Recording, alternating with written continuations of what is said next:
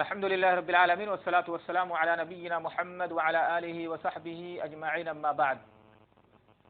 باب نواقض الوضوء نواقض وضو کا بیان نواقض یہ ناقض کی جمع ہے ناقض کی جمع ہے نقضا ينقض نقضا کے معنی ہوتے ہیں توڑنا نقضا کے معنی توڑنا اور ناقض للشیء ناقض الشیء کے معنی ہوتا ہے کسی چیز کو توڑ دینے والی چیز یعنی المفسد له کوئی چیز کسی چیز کو توڑ دیا جائے تو اس کو کیا کہا جاتا ہے نقضا مثلا جیسے کوئی دیوار ہو اس کو گرا دینا کوئی لکڑی ہے اس کو توڑ دینا کوئی بھی شے ہو اس طرح سے جو عین ہو اس کو توڑ دیا جائے تو اس کے لیے استعمال ہوتا ہے نقضا کا اور یہاں پر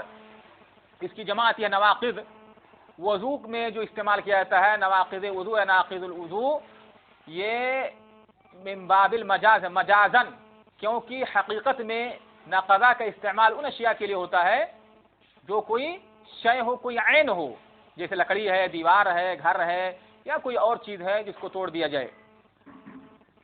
تو یہاں پر مجازن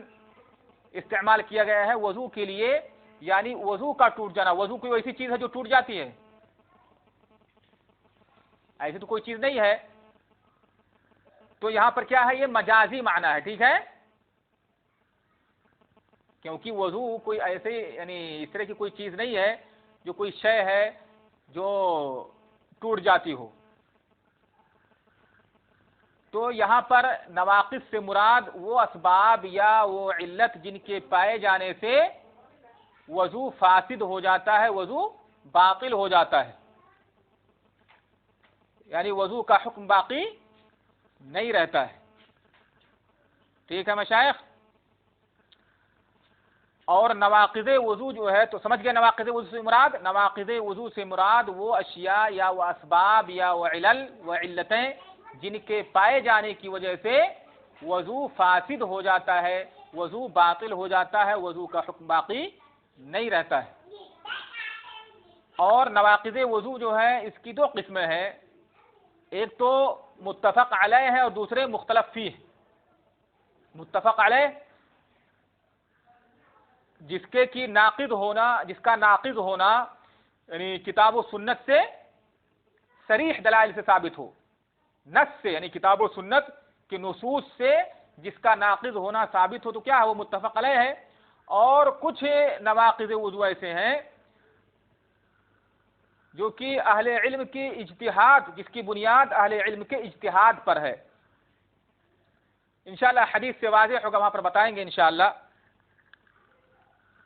آپ لوگ ایک دوسرے کو کال نہ کیا کریں دوران درس کے دوران ایک دوسرے کو کال نہ کیا کریں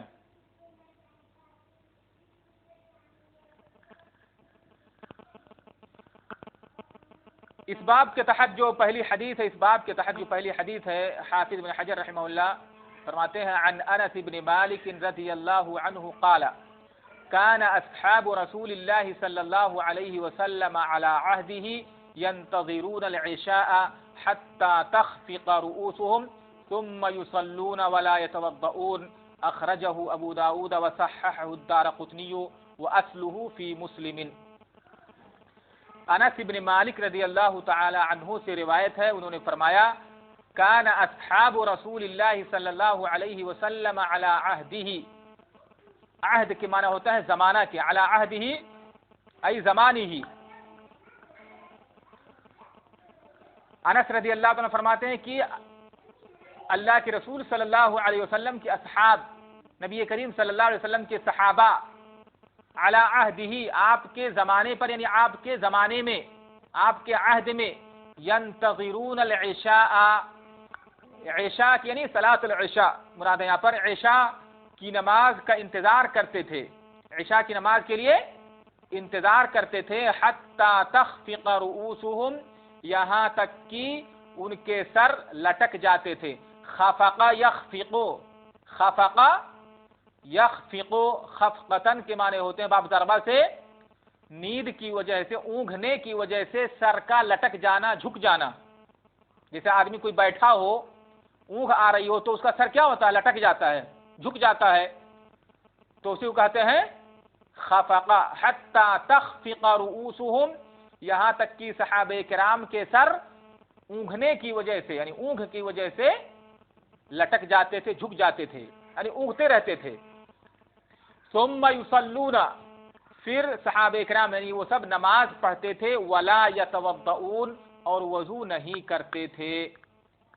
یعنی اس اونگھنے کی وجہ سے، تھوڑی سی نیند کی وجہ سے وضو نہیں کرتے تھے، بلکہ کھڑے ہوتے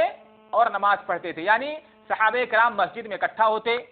نماز کے لیے جماعت کا انتظار کرتے رہتے تھے، اور ان میں سے بعض صحابہ کرام اس طرح سے ہوتے تھے جنہیں نیند آنے لگتی تھی، اونگھنے لگتے تھے، اور اتنا اس طرح سے اونگتے تھے کہ ان کا سر کیا ہے، اونگھنے کی وجہ سے لٹک جاتا تھا۔ پھر اللہ کے رسول صلی اللہ علیہ وسلم آتے اور لوگ نماز کے لیے کھڑے ہوتے، صحابہ کرام وضو کرنے نہیں جاتے تھے، کھڑے ہو کر کے نماز پڑھ لیتے تھے۔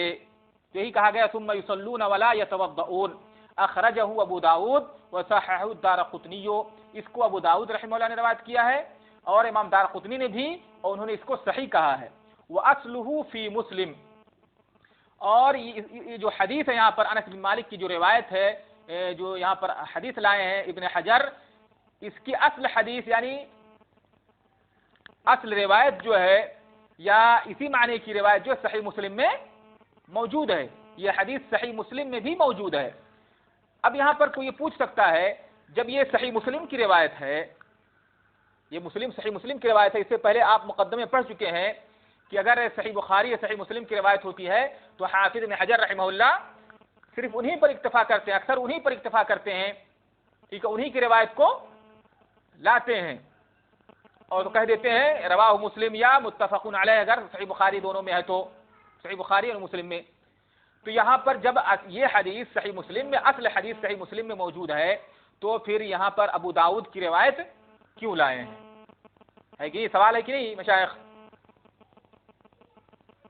ٹھیک ہے، یہاں پر جب صحیح مسلم میں یہ حدیث موجود ہے تو حافظ بن حجر یہ حدیث بلوغ المرام میں ابو داؤد کی روایت کیوں لائے؟ تو اس کا جواب یہ ہے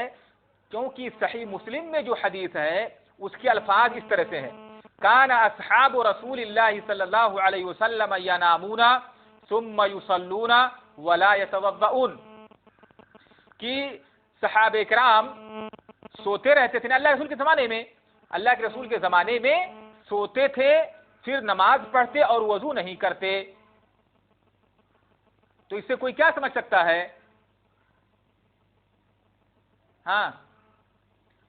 یہاں پر مطلق طور پر ینامونہ کہا گیا ہے کہ وہ سوتے تھے، نیند کی کیفیت نہیں بیان کی گئی ہے، سونے کی کیفیت اور اس کی جو حالت ہے یا اس کی جو کیفیت ہے، جو مقدار ہے نیند کا، اس کو نہیں بیان کیا گیا ہے، مطلق ہے۔ تو کوئی یہ سمجھ سکتا ہے کہ وہ گہری نیند سوتے تھے، یعنی گہری نیند بھی ہو سکتی ہے، ہلکی نیند بھی ہو سکتی ہے، اونگ ہو سکتا ہے۔ تو یہاں پر چونکہ صحیح مسلم کی روایت میں صراحت، وضاحت نہیں ہے، صحیح مسلم کی روایت میں وضاحت نہیں ہے، تو ابو داؤد کی روایت سے یہ اشکال دور ہو جاتا ہے کہ یہاں پر نوم سے مراد نوم مستغرق، یعنی اسے گہری نیند کہتے ہیں، جسے گہری نیند کہتے ہیں۔ اور جب آدمی گہری نیند میں ہوتا ہے تو اس کے کیا حواس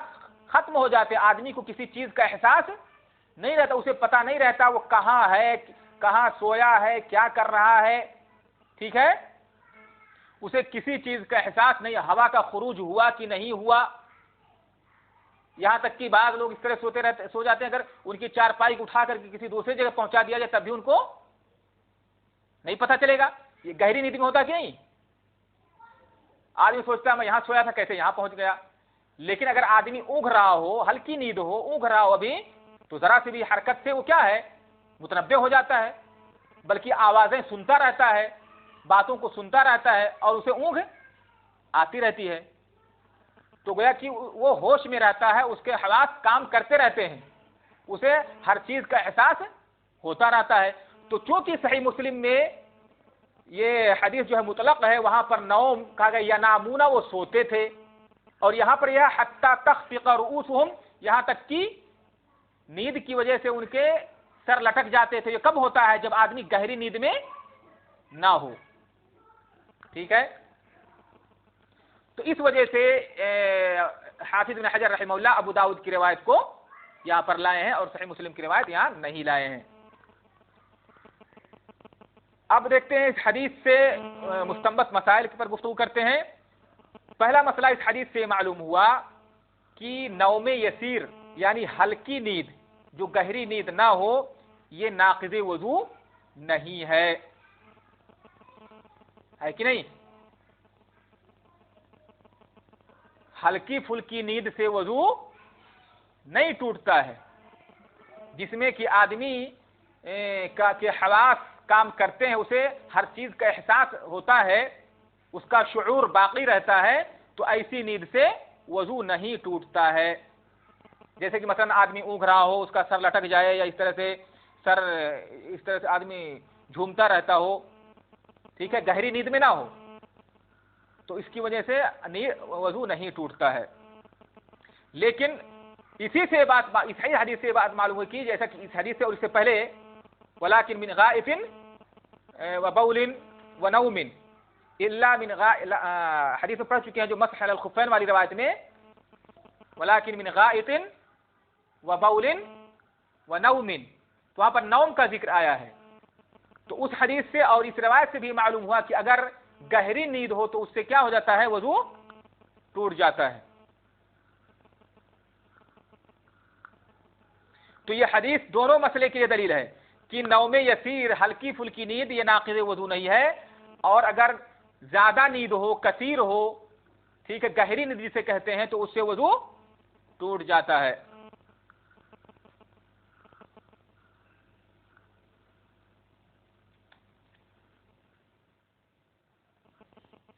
اسی طرح سے یہ بات بھی معلوم ہونی چاہیے کہ آدمی جس بھی حالت میں ہو، اگر آدمی چاہے لیٹ کر کے سویا ہو، لیٹا ہو، یا بیٹھا ہو، یا کہیں پر ٹیک وغیرہ لگائے ہو، ہر حالت میں نوم یسیر یعنی ہلکی پھلکی نیند اس سے وضو نہیں ٹوٹتا ہے۔ جسے آدمی لیٹا ہو اور ہلکی سی نیند آ جائے تو اس سے وضو ٹوٹ جائے گا؟ نہیں۔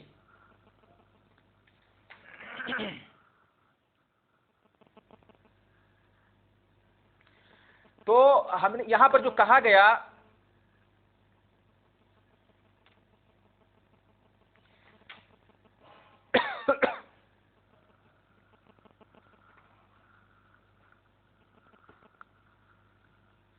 اسی طرح سے اس حدیث سے یہ بھی معلوم ہوا کہ نوم بذات خود یہ ناقض وضو نہیں ہے۔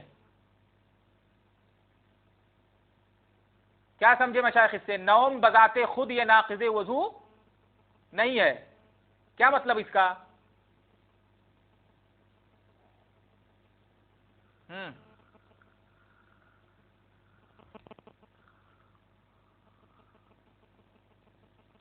جو میں نے کہا کہ نوم بذات خود یہ ناقض وضو، نیند سے وضو نہیں ٹوٹتا، تب کس چیز سے وضو ٹوٹتا ہے؟ یہاں پر اس کا مطلب یہ ہے کہ نوم بذات خود ناقض وضو نہیں ہے، بلکہ یہ وضو یعنی ناقض وضو کا یہ مظنہ ہے۔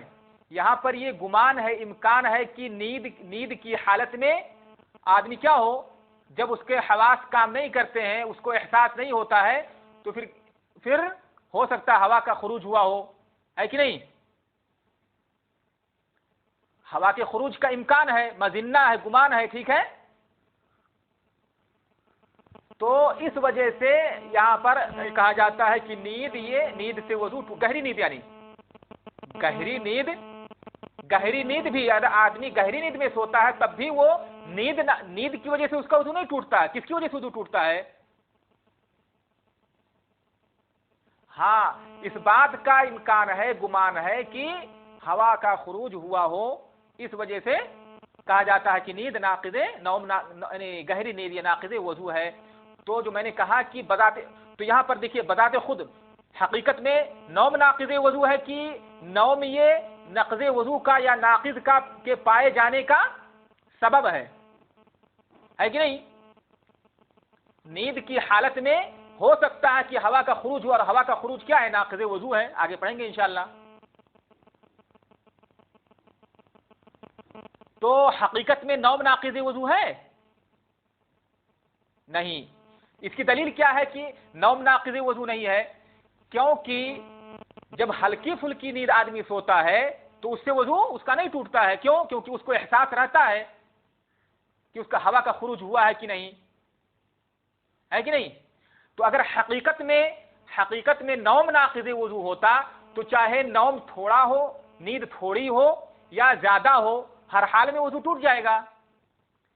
تو جب تھوڑی سی نیند سے وضو نہیں ٹوٹتا ہے, گہری نیند سے وضو ٹوٹتا ہے, تو ہمیں پتا چلا, جیسا کہ آگے بھی اور دلیلیں آئیں گی انشاءاللہ, وہاں پر وضاحت کروں گا, آگے بھی اور حدیثیں آئیں گی, اس سے پتا چلے گا کہ چونکہ نیند کی حالت میں آدمی کا احساس, شعور اس کا ختم ہو جاتا ہے, اسے ہوا کے خروج وغیرہ کا احساس نہیں ہوتا ہے, اس لیے کہا گیا کہ گہری نیند یہ ناقض وضو ہے, اور ہلکی پھلکی نیند میں آدمی کو احساس رہتا ہے, اس کا شعور باقی رہتا ہے, لہذا اس حالت میں وضو نہیں ٹوٹتا ہے.